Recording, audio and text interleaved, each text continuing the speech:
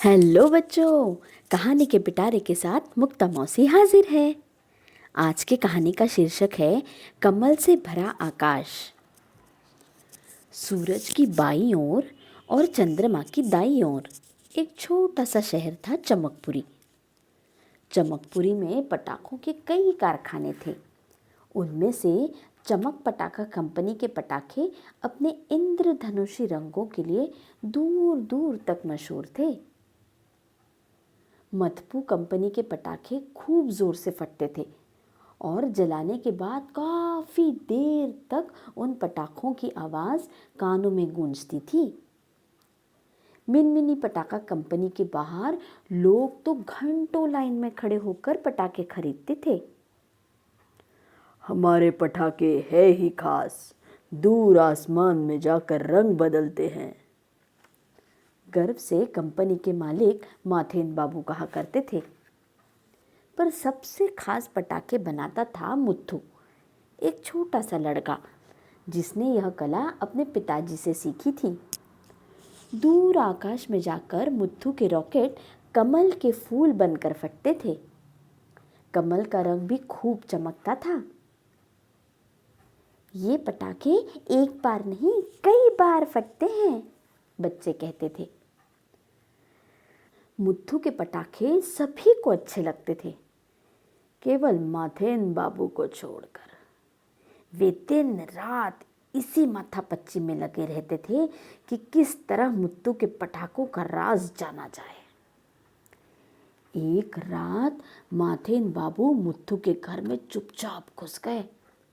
उन्होंने मुत्थू को एक बोरी में डाला, उसे उठाकर ले गए और फिर उसे बांधकर मिनमिनी पटाखा कंपनी के एक अंधेरे कमरे में बंद कर दिया। कई दिन बीत गए। दिवाली के दिन नजदीक आ रहे थे। तब चमकपुरी के बच्चों को मुत्थू की याद आई। पर यह क्या, मुत्थू तो कहीं दिखाई ही नहीं दे रहा था। अगर 3 साल पहले अपने पिता के मरने के बाद मुत्थू ने स्कूल जाना बंद न कर दिया होता तो हम पहले दिन से ही उसे ढूंढने लगते, अफजल ने कहा।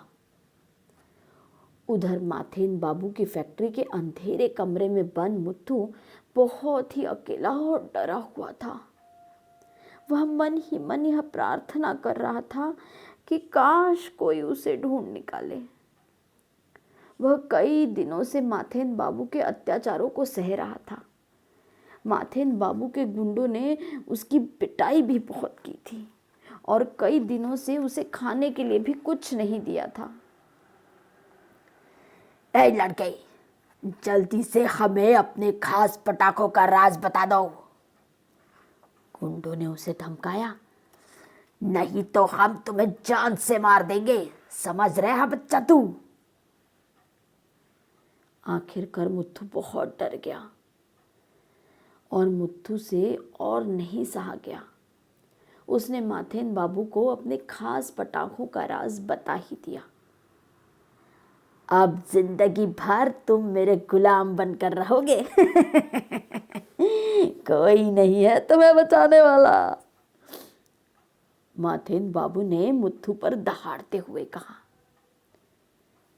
दिवाली से कुछ दिन पहले माथेन बाबू ने मुत्थू द्वारा बताए गए तरीके से बनाए पटाखों को आजमाना चाहा।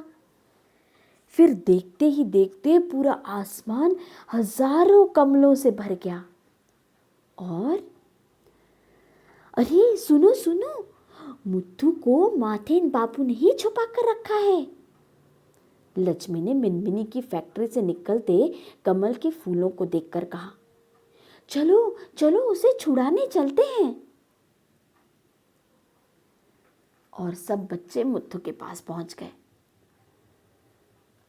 जब तक दिवाली नहीं आई थी और हमें पटाखों की जरूरत नहीं पड़ी थी, तब तक तो हमने तुम्हें अपना दोस्त ही नहीं माना था। मुत्थू को छुड़ाने के बाद चमकपुरी के बच्चों ने मुत्थू से कहा। उन्हें खुद पर बहुत शर्म आ रही थी। और मुझे लगता था कि मुझ गरीब का भला तुम लोगों से क्या मुकाबला, मुत्थू ने धीरे से कहा।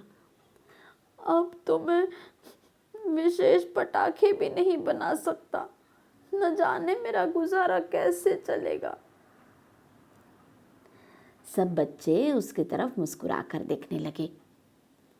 जब हम तुम्हें ढूंढ रहे थे तब हम सब ने मिलकर यह सोचा था कि तुम्हें स्कूल आना चाहिए, ज़रूर ज़रूर।